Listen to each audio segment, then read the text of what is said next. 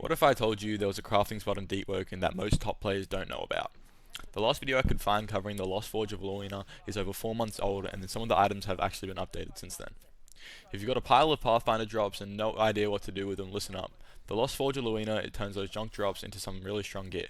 In this video, I'll go through everything you can craft there, what it actually does, and what you need to make it. Let's get into it. First thing I'm going to cover is the No Life King's Crown. Probably one of the better items on the end. Basically what it does is it raises the bloodless healing cap by double, so from 15 to 30. It also makes it so your bloodless healing is cut by 33%, and that's called blood necrosis. But low key on a gank build, that shit's crazy. Don't think I have to explain much more. Like, your mantras are all fucking AoE.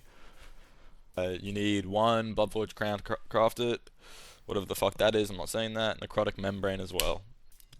Next thing we're going to look at is the Gale enhanced ring.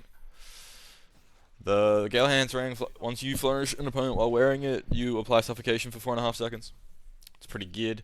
But if you have apparitions from the Spectre path, it works differently. Instead of suffocation, you summon an apparition that attacks the enemy and applies winded for 5 seconds. It also, pretty cool effect on the item, not gonna lie. It's crafted with a finisher's ring and a Gale essence. You get Gale essence from the fucking Gearsblade guy in the depths. Now we're gonna go into the earrings. If you know anything about the Lost Forge, is that it has a lot of earrings, right? First one I'm gonna go into is the Gale enhanced earrings. You need to have been in the air for 2 seconds, and then your next mantra is super quick. This is really good after using Rising Wind and stuff like that, because you're not really gonna have anyone in the air for longer than 2 seconds if you're not using Rising Wind, if I'm gonna be honest. But your next mantra is quick, and you can use like 6 mix-ups just off of Rising Wind. Then we got, to craft that, you need a Finisher's Ring and Gale Essence. And then we got Ember Scorch Earrings. When you guard break an enemy, you apply Burn to them. That's really all it is. I guess you can pair that with a Fire build if you don't like any of the other ones. Then it's crafted with Ruby Pendant Earrings, 5 Dying Embers, and 1 Blazing Enchant Stone.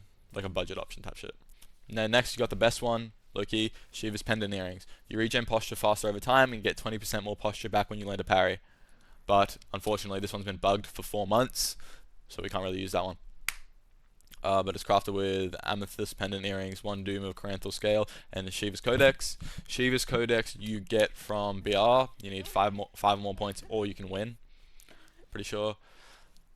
Next is Ether Imbued Earrings. For mantra users, guard break someone with a mantra and you do a ton true damage. That's really good for guard break builds where you have like multiple guard breaks, and just like, I guess, normal guard break builds as well. It's crafted with 1 Practitioner's Earrings and 1 Ether Refined Hide.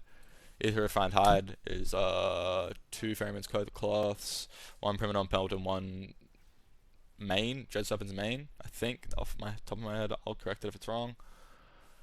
And then Ether Empowered Earrings is the easier to get option, simple flat bonus, all your mantras deal 10% more chip damage. I run these personally, I think they're crazy. It's crafted with 1x Pendant Earrings and 1x Ether Refined Hide.